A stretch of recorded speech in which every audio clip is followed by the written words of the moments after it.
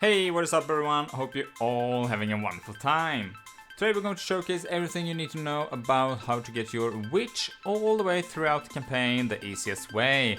And this is going to focus more specifically on the Necromancer Ascendancies, so this means minions. Maybe you're new to Path of Exile, or you just want to check out some new methods to speed up the leveling experience or make your journey more pleasant.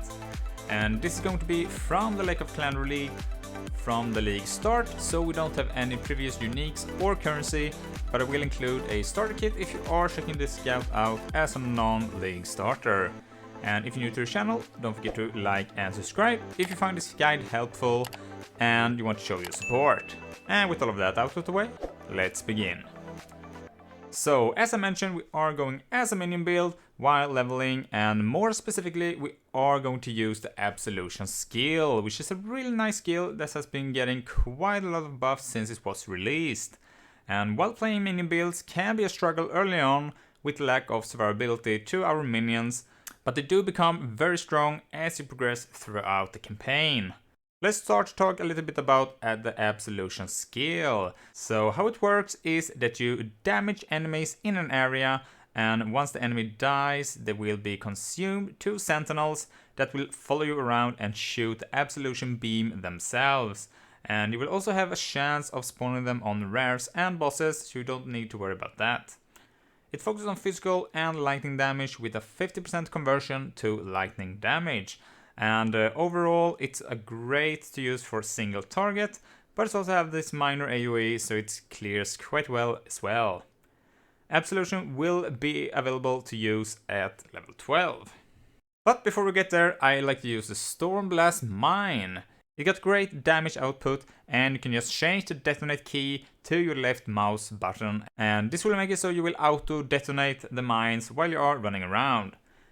You will get zombies at the start as well. These might be more annoying to have at the start just because the fact that it will die quite a bit, but they're still there. At level 4 you will be able to get the Holy Flame Totem, and this is going to be mostly for clearing faster. Just put down the totem and you can continue to run while everything dies behind you. Flame Wall is another skill that you can use at level 4 to boost your damage even further, and especially good at bosses. If you are using the totem with the Flame Wall, it will get additional fire damage from the firewall if you shoot throughout the wall, so this is a very good combination to use. And let's go over some alternative leveling gear for a faster progression. If you got some gear or currency to obtain some of these items, I do recommend you do so. And first up, we got everyone's favorite body armor, the Tabula Rasa. And this is providing us with a 6 link from the start. And next up, for the Helm, we got the Gold Rim, providing us with all elemental resistance. For gloves, we can use a Loken Karis for some more life and also attack and cast speed. And for the boost, we have two different options. The more common one is Wanderlust for immunity to freeze, and we also got 7 league steps if you really want to go that extra fast. For weapons, you either want to use 2 scepters or 2 wands with plus to all lightning spell skills. And this can be done just by going to Act 1, go to NASA and trade for 1 wand.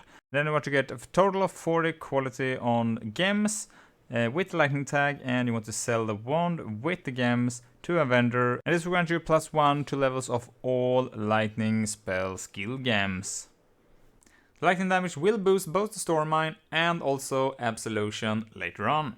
For amulets, rings and belts, I usually like to have them rare and just change them out as I go for more resist and life pretty much.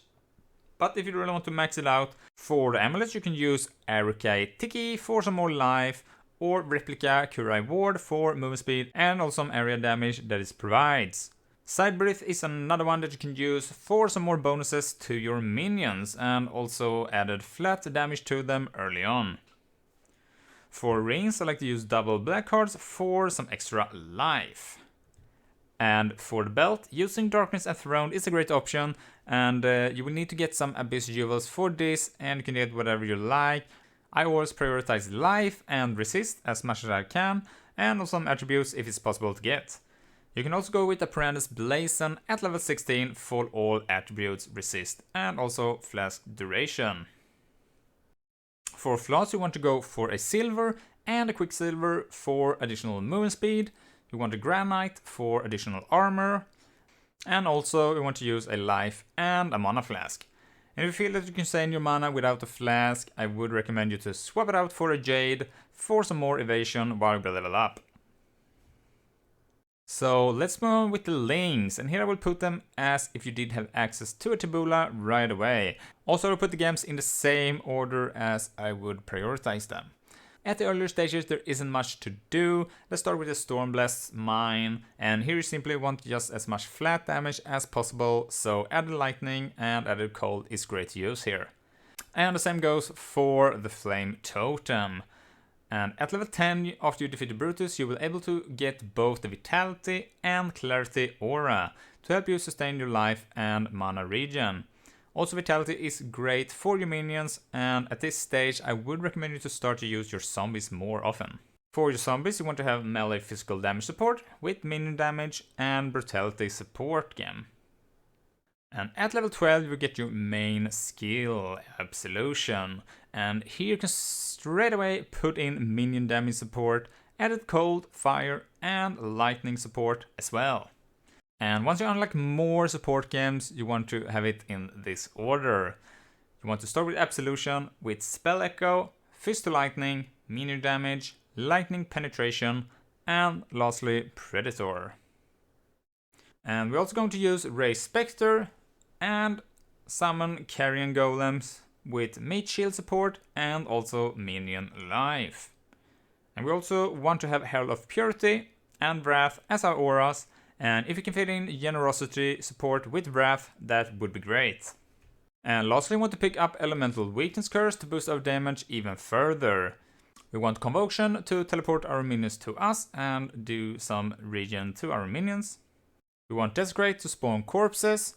And lastly, we want to use Flesh Offering to give our minion attack, cost and also movement speed. And this will also provide bonuses to us once we get Mistress of Sacrifice as our Ascendancy, but more about that later in the video.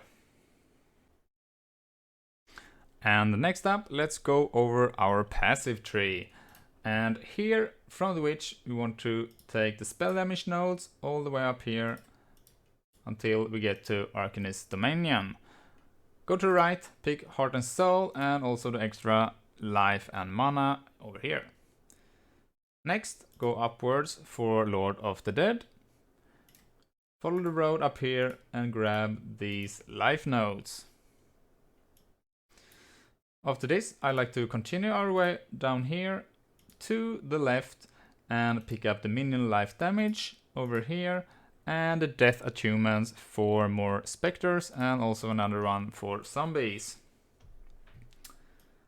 After this, we can go down here, follow this road all the way down until we get to the minion life and pick up Sacrifice.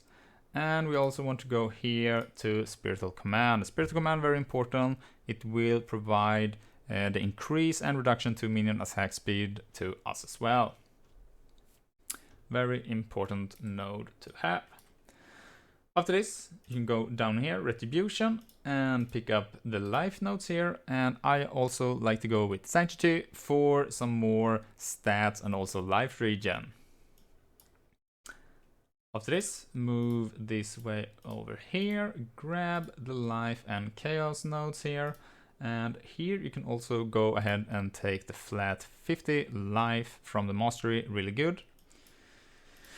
Continue down here to the big minion wheel and grab Righteous Army and also Redemption for more damage output. And here you can take Spiritual Aid because it will boost the damage of Absolution when we are using the skill. After this, we can go down here for some more life and some regen. And at this stage, I usually go and we want to go for the minion damage nodes here. And also from the mastery here, we can go and I usually start with the accuracy. It helps quite a bit for our minions at the earlier stages. Also, we have some other ones here that we can use. So Convocation is a really good one to use for 30% increased cooldown recovery rate. And also Minion Penetrate, 8% of cursed enemies elemental resistance is also really good for our Absolution minions. And another one that we could go for is, if you want to go right here, to Eldritch Battery. And this makes it so we spend energy shield before mana when we are using skills. So this means that we can reserve all of our mana for auras, boosting our damage and our defense even further. And also getting this node here for the spell shield leech do help out quite a bit. And also at this stage, if you are choosing to use the Eldritch Battery, you can then remove your mana flask and get a jade flask instead. I also went with these clusters here for the Golem Commander for one additional summon golem. Nothing required, but I do think it adds up. So this is going to be the tree that we are going to use while we are leveling up. And if you do get some more points to spend, I would recommend you to put them in the basic Jewel sockets. You have one up here, you have another one in the middle here, and also a third at the left here. And let's just go over our Ascendancy real quick. We are going to start with the Necromancer Ascendancy for this build, and here we want to start with Commander of Darkness to give us some attack cost speed, some damage, and also elemental resistance for both us and our minions. Really great node to start with. And the second one is going to be Mistress of Sacrifice, and this is going to make it so your offering skills also affect you. So this means that once we are using Flesh Offering, we will get attack, cost speed, and most importantly, the movement speed. For the third one, Mindless Aggression for some movement speed, damage, attack, and cost speed for our minions. And last one is going to be Bone Barrier, providing us with a level 20 Bone Armor skill. Really awesome for defensive and some additional physical damage reduction and increased recovery rate. Really awesome node to have as our last Ascendancy point. Let's go over all of the acts, starting from Act 1. And here you want to go first, go and grab the Stormblast Mine. And if you are going for this as a league starter, I would recommend you to checking out the vendor for a green blue item as well for some boots with move speed on them.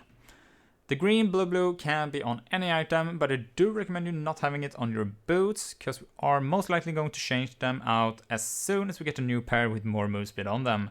And also try not to get it on body armor because of the movement speed penalty you will get if you are having a chest equipped. Not the biggest issue, but it can be good to be aware of.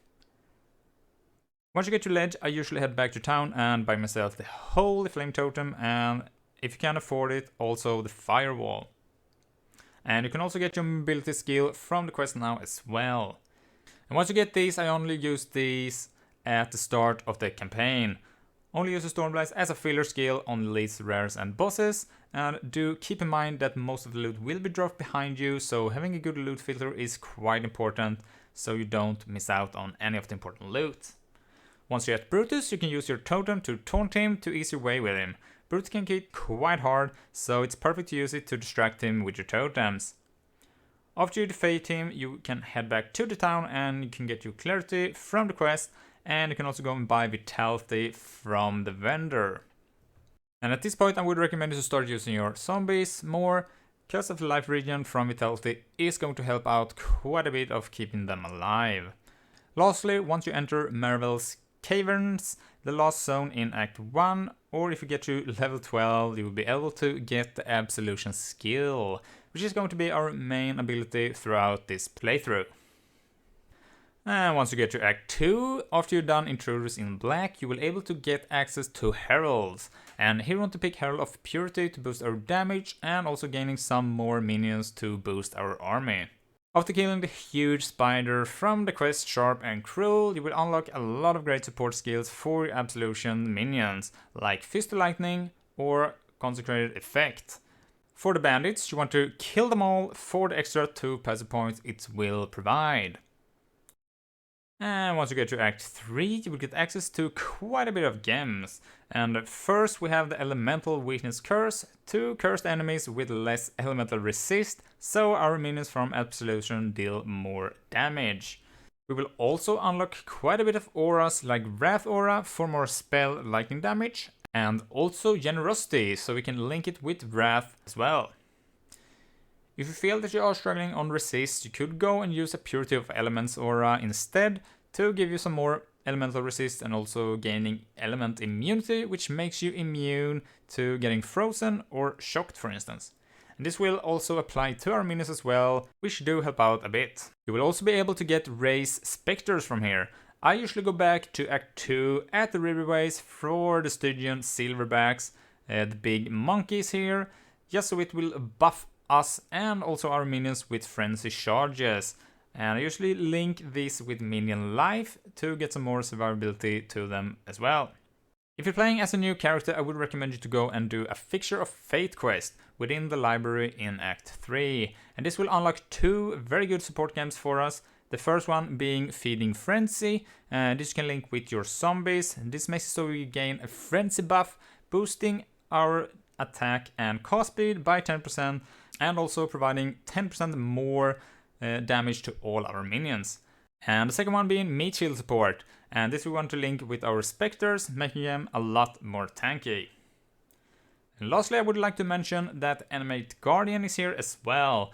And this is something that we want later on in the game, but it's not something that we want to use while we are leveling up. So this is why I didn't include it at the first, but you can buy one and put it in our offhand to make it level up while we are playing throughout the campaign. Once we get to Act 4, we want to do our first lab to get our Ascendancy. I usually recommend you doing once you get to the Crystal Veins. Once you run through the Aspirin Palace and you have killed Iriso, you can go on and pick your Ascendancy. And here you want to pick Necromancer and start with Commander of Darkness for some attack and cast speed, damage, and also elemental resist to both you and your minions. After you unlock Belly of the Beast in Act 4, you will be able to pick your golems, and here you can choose between the Carrying Golem for some more damage or the Stone Golem for life regen. I usually go for the Carrying Golem while I am leveling up, and then I switch to the Stone Golem at a later state once I am at maps. From Act 5 and beyond, there isn't much skill-wise to talk about. You will now be able to get all the skills and supports that we'll need from this point. I still have some more tips for you to go over overall though. In Act 6 you can go to the Twilight Strand and do the quest Falling from Grace. And this makes it so you will be able to buy all the skills and supports from Lily Roth, standing in Lion Eye Watch. And here I usually start to check for all the skills that I need to level up when we do get to the end game. Some we already mentioned like Animate Guardian and also Stone Golem, but also auras like Determination and Defiance Banner, which is in most cases always used in every build these days for the defense it provides from the armor. So it can be good to buy these and just put them in your offhand, so they are ready to go once we get to maps. Also here is a good point to check on your resist. After defeating Kitava in Act 5, you will get a decrease in your resistance. And here I like to go to the hideout and just check if you can do some crafts on your gear for a smoother leveling experience. I do recommend you to only use the first craft though for each of the resistance, because the other ones cost quite a bit of currency. If this is like the first character, you will want to save up the currency for later. Once you get to Act 8, it's a good time to do your next labyrinth. Once you run through the whole area and defeated Isaro, go ahead and pick up your second Ascendancy point, and here you want to go for Mistress of Sacrifice. And this will make it so we get attack, cast speed, and most importantly, movement speed from using our Flesh Offering. It's really nice to have while running through the campaign. And this is also great to have later on in maps, and mostly when we are going to change to Bone Offering, and this will then provide us with block chance, which will boost our defense greatly. But from here you shouldn't have any problem running through the last acts from the campaign, Before you kill Kitava, the last boss of Act 10, you can go and do the Merc Lab, the third one there is. Here you want to pick Mindless Aggression for some more buffs to our minions. And the reason you want to do it before killing Kitava is because you will get another penalty to your resistance once you kill him. Alright everyone, and there we go! This was my leveling guide for the Necromancer. Very satisfying playstyle to just see everything dying around you while you play with your minions. And Absolution is at its prime and only getting better and better is obviously a huge plus as well. And the great thing about playing minions is that the passive tree is always the same pretty much, with some tweaks, so it's very easy to change to whatever minion build that you want to do once you level up and want to go for maybe another minion type of build. My plan for this character is to jump over to poison animate weapons for some awesome single target damage and a great boss killer. So if you're interested in that, keep an eye out for that video guide in the near future. If you found this video helpful, don't forget to leave a like and also subscribe to the channel to show your support. Thanks for watching, and I'll see you in the next one. Bye!